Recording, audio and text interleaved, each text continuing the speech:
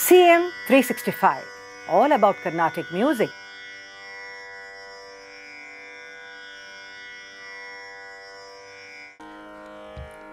As a continuation of the previous episode, we will try to look a bit more deeply into the Bhairavi Swarajati of Sri Shyama Sastri. In fact, this particular Swarajati is a revelation for a lifetime, I would say, in terms of the fact that every time you look into it, you are able to rediscover or discover something new in it. And that is probably the genius of the great composer also. Here in this particular Bhairavi Swarajati, the first thing is the usage of a very, very Vilamba Kala, a very relaxed gait to explore Bhairavi. Now we all know that when you sing something in a fast tempo, you cannot really elaborate or expand on the nuances of the ragams deeply. But as you become slower and slower in terms of the exposition, you are able to look into the nuances of the anuswaras, you are able to capture the gamakas well, and the kind of, a continuity from one note to another. Everything is very beautifully captured only in the Vilamba Kala. And this particular Swarajati, I think, is a testimony to the fact of whatever I said, where through a very relaxed, slow gait, like a beautifully gentle flowing river, he has tried to capture the Bhairavi Raga in its different facets. As I mentioned earlier also, here the format of the Swarajati of having one syllable, one swara has been strictly followed throughout the composition. So if there is a very long karve also, you see that only one syllable gets extended throughout that particular swara's karve. That's the first thing. The second thing is, of course, about how Bhairavi in its multi-dimensions have been captured in a very, detailed manner. That is very important here.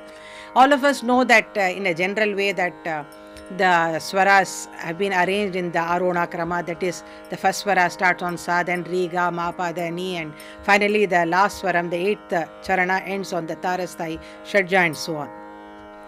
But looking at it more intently, the opening phrase itself speaks volumes about the profound knowledge of Sri Shyama Sastri in terms of expounding any raga. Now, if you look at this opening phrase, you see that even to arrive at the Sa, it has taken quite a lot of time, in the sense that the composition starts itself in the Mandrasthai Ni, and then it goes to the Mandrasthai Da, then the Panchama, and then comes back to Dhanisa. Now, this phrase also has got a great significance in the context of Bhairavi. So, first let me sing it to you, then we'll try to analyze a bit more. So, first, of course, the Pallavi portion, we don't sing the swara for the Sahitya, but now I'm showing it to you so that you get to understand it better. Like, first the Sahityam. Kama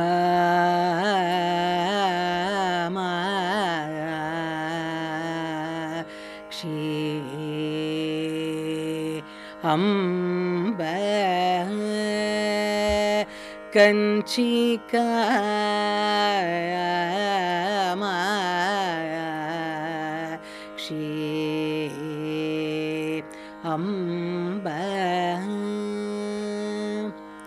Now, here you must also have observed that though it is Ne Da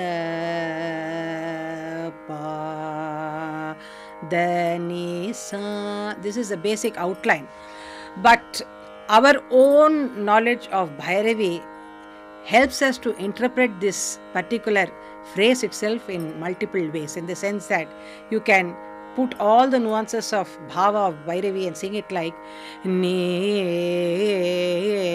Da Pa Da Ni Sa Sa Ri. This is the phrase.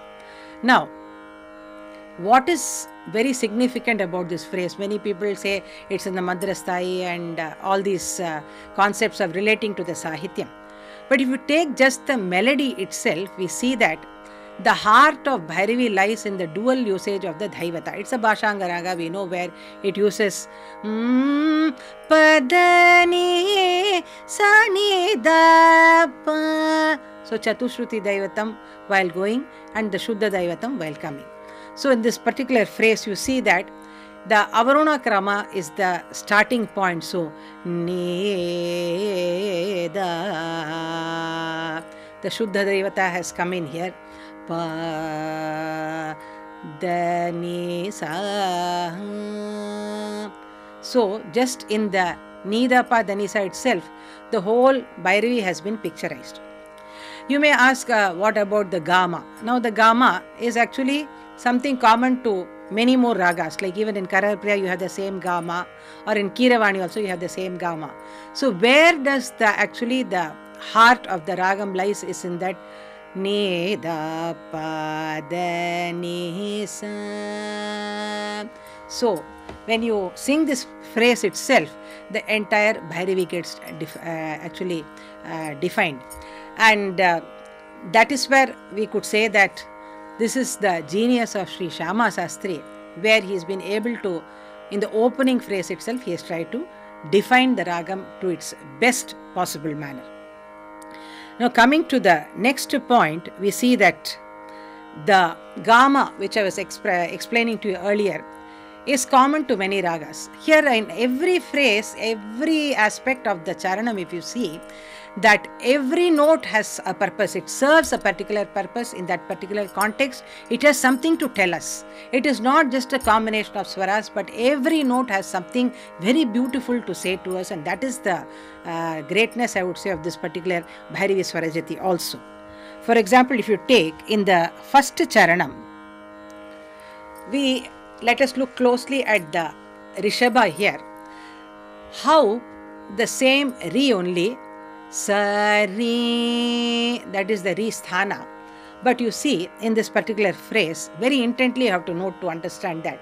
So, in different kind of karvais, with the combination of Shadja, how the Ri sounds, without the Shadja, how that Ri sounds, and finally in a shorter duration, without the karve, how the particular Ri sounds. So, these are kinds of things which have been very beautifully detailed. Just in, you see that the 4 avartas are there in the this first charanam.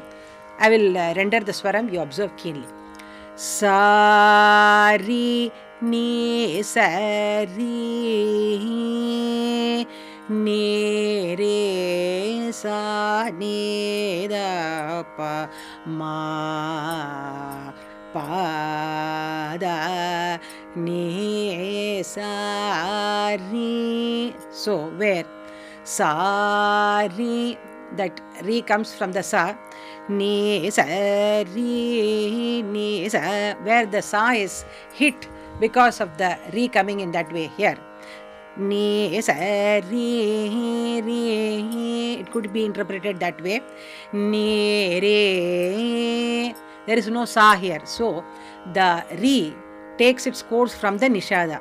Ni Re Sa Ni Da Pa Ma Pa Da Ni Sa Ri. The Ri in its perfect sthanam before the Kamakshi is taken. Pa Da Ni Sa Ri Ka. I'll give you one more example.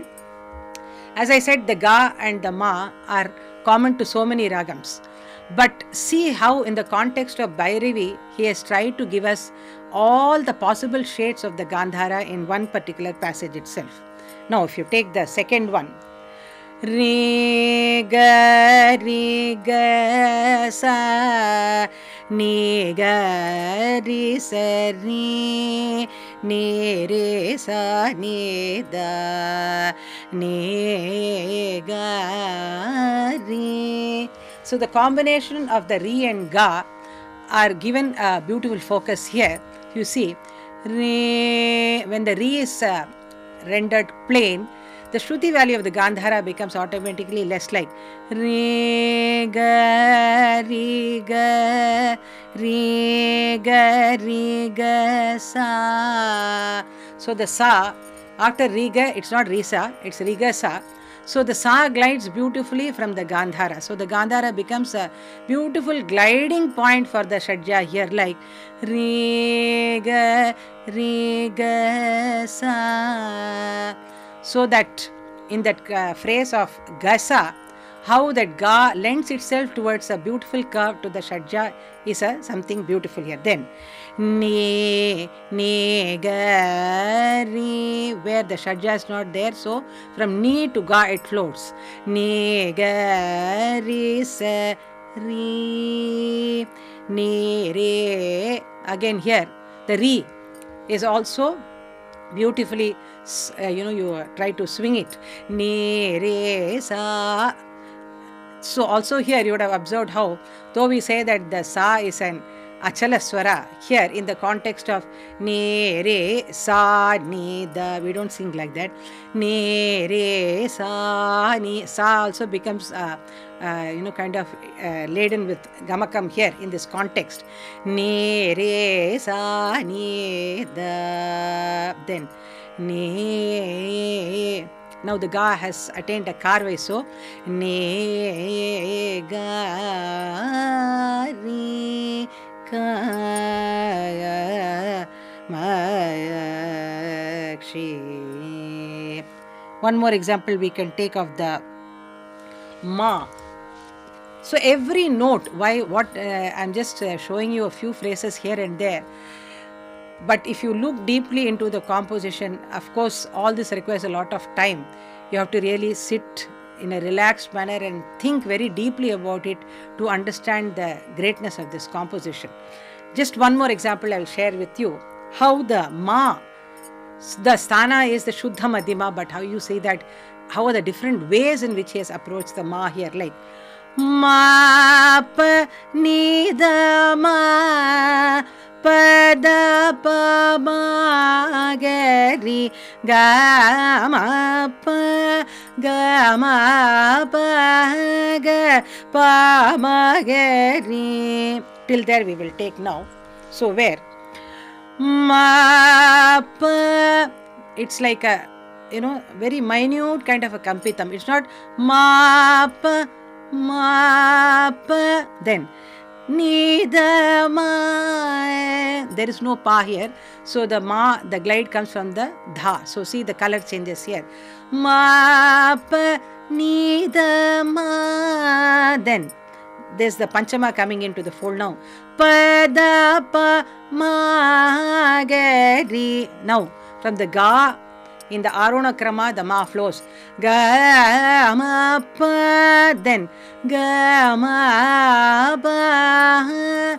So in the process, the Pa again, though we say is an Achala Swara, here the Pa also starts swinging along with the Ga and Ma, and so beautifully, like Ga Ma Pa Ga Pa Ma Ga Ri Ni Sa Re Ni Sa Re Ni Sa Re Ga Ma. That's another shade of Ma. Pa Da Ni Sa Pa. Then the final shade of Ma. Sa Ni Da Pa Ma Ga Ri. It flows beautifully from the between the Pa and Ga. It's a beautiful glide. Like this, we could keep going on and on to see how each note has got so much value in this particular Swarajati. It's not just about bringing together a set of or a cluster of notes together in the context of Bhairavi, but I would say that every note in combination with other notes has got a very definite purpose as far as the Swarajati is concerned, and that's why we always regard this as one of the, I would say, greatest compositions in our music itself, because of the fact that it's such a treasure, not only to know about Bhairavi, also about knowing the relationship between notes. CM 365, all about Carnatic music.